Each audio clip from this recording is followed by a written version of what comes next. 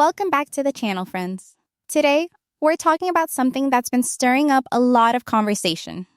Janelle Brown looks like she's quietly stepping away from Sister Wives after 20 seasons. That's 2 decades of sharing her life on television. And from what we're seeing on her social media, her posts, and even changes to her business, it really seems like she's choosing not to continue after season 20. She hasn't come right out and said it in big, bold letters, but over the past couple of weeks, she's been sharing messages on Instagram that feel like a gentle goodbye. Just a few days ago, she even made a reference to leaving the show. It's as if she's looking at all of us and saying, softly but clearly, I'm done. You might be wondering, how did we get here? What changed? Well, let's remember where things stood. The family was under contract through season 20. Then, back in March of 2024, something absolutely heartbreaking happened. Janelle lost her son, Garrison. He took his own life. It was a devastating blow, and many of us watching wondered how on earth she could keep filming. How do you open your home to cameras when your heart is shattered? Some folks even asked if she felt forced to keep going because of that contract. Now, season 20 is wrapping up soon. There'll be the usual tell-all, and it sounds like that might be Janelle's way of closing this chapter, getting what she calls her spiritual release. Maybe that's her final bow on the show. But the real hint started on December 12th with a post that felt like the first quiet signal. She wrote, "For most of my life, I equated being productive with being busy. If I wasn't checking things off a list or rushing through my day, I felt like I was falling behind. But lately, I've learned that slowing down actually helps me move forward with more purpose. When I'm not hurrying, I can hear my own thoughts. I can see what really matters. Maybe productivity isn't about doing more. It's about doing what matters most. In what ways do you need to slow down as we head into the new year?" You could almost hear the subtext, couldn't you? Like she was telling us and maybe reminding herself that her life is about to get a whole lot quieter. The very next day, December 13th, she posted again, "Change has always unsettled me a little, even the good kind. It shakes everything up, your routines, your sense of certainty, even the parts of yourself you thought were rock solid. And suddenly you're standing there thinking, okay, what now?" Every time I've walked through a season like that, I've been surprised by what was waiting on the other side. Usually, it wasn't anything big or dramatic. It was something simple, like feeling lighter, clearer, or finally hearing my own voice again after ignoring it for so long. So if you're in that in-between place right now, where nothing feels familiar, but nothing feels finished either, you're not doing anything wrong. You're just in the middle of becoming the person you're finally ready to be. Reading that, it felt personal, like she was describing exactly where she is right now. Then, on December 16th, she tied it all together with a post announcing something new she's starting, her own coaching business called Second Chapter Coaching. She wrote, "When I first decided to start over, I really thought it meant walking away from everything. Like I had to burn it all down to build something new. And honestly, that idea kept me stuck for a long time. But the more I walked through it, the more I realized I didn't need a whole new life. I just needed someone who understood what it feels like to be in that blurry in-between, wanting change, but also wanting to stay true to who I really am. That's why I created Second Chapter Coaching. It wasn't about reinventing myself or anyone else. It was about helping women remember the parts of themselves they've ignored or set aside for years. The things that make them feel truly alive again. You don't have to throw away your whole story to find peace. Sometimes you just need clarity, support, and someone who won't rush your process. If you're standing in that I know something has to shift moment, you're exactly where you're supposed to be." So there it is, she's stepping into a new chapter, one where she's guiding other women through their own transitions. And yes, I know life coaching can be a bit of a mixed bag these days. It's unregulated, and not everyone out there is the real deal. But Janelle's message feels grounded in her own hard-earned experience. She's not promising overnight miracles, she's offering companionship on the journey. That's where we stand today. Janelle appears to be closing the door on reality TV and opening a quieter, more intentional one for herself. And yes, life coaching sits in this tricky spot. It's not quite therapy with a licensed professional, yet it's more than just casual advice from a friend. It's an unregulated field, which means anyone can hang out a shingle and call themselves a coach. That can feel a little risky, can't it? There are wonderful, helpful people in it, but without clear rules, it's hard to know sometimes. Utah, for example, has been looking at new laws around life coaching ever since that heartbreaking situation with Ruby Franke and her counselor, Jody Hildebrandt. Folks there want more safeguards to protect people. Janelle, though, is now living in North Carolina. And from what I understand, that state doesn't have specific regulations for life coaches either.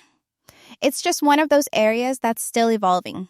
So, stepping into coaching is a bold move for her, one that's getting a lot of conversation. But honestly, when you think about it, Janelle's whole life has had its share of public scrutiny, hasn't it? Coming from Polygamy, where everything was out in the open, on television, well, controversy isn't new to her. Then there's this post of hers. She's sitting out on a deck, looking peaceful, maybe on a patio. She wrote, "Living so much of my life in front of cameras meant people formed opinions long before they ever heard my actual voice. They saw moments on screen, but not the quiet conversations, the processing, or the things I held close because I wasn't ready to share them. Now that life feels quieter, I'm learning how to open up in ways I never had space to before. It feels vulnerable, but also like I'm finally letting people meet the real me. And honestly, that feels like healing." Oh my goodness, being on camera all those years must have been exhausting. Always wondering how a moment would be edited, how it would come across to millions of strangers. She followed that up with another thoughtful one. I was thinking about this earlier today, just doing normal life stuff. And it hit me again how strange it is to have people know your story without ever knowing you. For so long, I felt like I was running to catch up with the version of me the world created. The strong one, the steady one, the one that didn't bend even when things were heavy. But there were so many pieces of me that never made it onto the screen. And now, in this quieter chapter, I'm realizing how good it feels to finally share it from my heart instead of a storyline. It's vulnerable, yes, but also really freeing. It feels like reclaiming something I didn't even realize I lost. You can just feel the relief in her words, can't you? After all those years having her life shaped into storylines, she's finally speaking for herself. And then, just a couple of days ago, well, this is the one that really caught everyone's attention. She wrote, "I used to think I'd broken at certain points in my life. Leaving the show, leaving a marriage, starting over at an age where everyone expects you to have it all figured out. I kept looking at the pieces and thinking something must be wrong with me. But now, standing where I am, I can see it differently. None of those moments were breaking points. They were shedding points. Old expectations, old versions of myself, old identities that were never really mine. Shedding feels painful while you're in it. But on the other side, you realize you didn't lose yourself. You uncovered her. And if you're in a season like that too, if everything feels like it's falling apart, just hold on. Most of the time, it's actually falling away." There it was, plain as day, leaving the show. That felt like the clearest signal yet. She's viewing it not as a fracture, but as growth, like letting go of what no longer fits. Her very next post turned to something brighter. Her new life on the farm. She shared, it still surprises me sometimes. The farm, the quiet, the way my shoulders drop the second I step outside. It's nothing I ever pictured for myself, not even close. But now that I'm in it, it's like my whole body finally said, oh, that's what we've needed. Life was so loud for so long. And having this space, literally and emotionally, has made me see how much I'd been holding without even noticing. It's funny how the place you never imagined becomes the place that puts you back together. Isn't that relatable? Sometimes the best things in life are the ones we never saw coming. A little farm in North Carolina, room to breathe, time with family. After all the noise, it sounds like just the medicine she needed. So, putting it all together, it really does look like Janelle is quietly stepping away from Sister Wives once season 20 wraps up. The way she's talking about things finally quieting down, about having space to communicate openly, to be real with people, and most of all, to think about herself instead of fitting into someone else's storyline. It all points in the same direction. She's ready for life off camera, and honestly, after everything, who could blame her? This season has been different, hasn't it? A lot quieter, a lot less drama to unpack week after week. The family has splintered in ways that feel permanent now. We've got Janelle settled in North Carolina, Christine and David up in northern Utah, Mary down in southern Utah, and Cody and Robin still in northern Arizona. Everyone's spread out across the map. I've wondered if this whole apology tour we've seen, those emotional conversations, the attempts to tie up loose ends, is TLC's way of gently wrapping up the family's storylines so they can move on. But we've seen it before with other reality shows. One person leaving doesn't always mean the plug gets pulled. It usually comes down to whether the rest of the cast is still willing to keep going. Right now, though, the whole production feels like it's on shaky ground. And part of that has to do with the bigger picture at Warner Bros. Discovery. They're going through another round of restructuring and splitting things apart again. Streaming platforms and cable networks aren't exactly thriving these days. Budgets are being cut left and right, and reality shows that require shooting in multiple states with different crews, those aren't cheap anymore. Back when the show started, the whole point was that the family lived in one general area. Filming was straightforward. Same city, same crew, same logistics. Now, not even close. According to what McKelty has shared on her Patreon, they basically operate with one main crew. To capture everyone's lives, that crew has to hop on planes and travel all over the country. That's not just expensive in dollars, it's expensive in time, coordination, and plain old exhaustion. Logistical headaches on top of everything else. You can see it playing out this season. Janelle's segments often feel limited, lots of talking heads, video calls, Zoom chats with Mary or whoever. There have been whole stretches where she's barely on camera in person. Remember when she went to New Orleans with friends? That was probably a treat because the crew could actually be there. Or when she visited Flagstaff? Same thing. But actual filming days in North Carolina? They've been few and far between. Travel costs and scheduling make it tough. So yeah, her decision to step back could be about more than just personal healing. Proximity matters. Getting paid less for the hassle might factor in too. But let's be real. For Janelle, the deepest reason probably goes back to Garrison. What happened in March 2024 was devastating beyond words.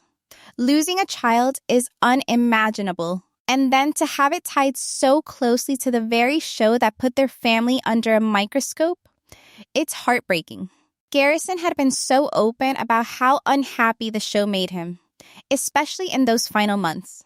The tension with Cody, the arguments that played out publicly, all of it leading right up to that tragedy. And then we learned his last text messages were to producers. Can you even imagine carrying that weight? Knowing your son felt so trapped, so frustrated, and that the cameras and the contract were part of the pressure? If I were in her shoes, I don't think I could have kept going either. Not after that. The grief alone would be enough to say, I've given enough. Add in the emotional toll of filming through it all, and it's no wonder she's choosing peace now. The contract kept them going through season 20, but once that's done, it feels like Janelle is finally allowing herself to let go. Not in anger, not in a big dramatic exit, but in the quiet, intentional way she's been sharing lately. Shedding what doesn't serve her anymore. It's bittersweet, isn't it?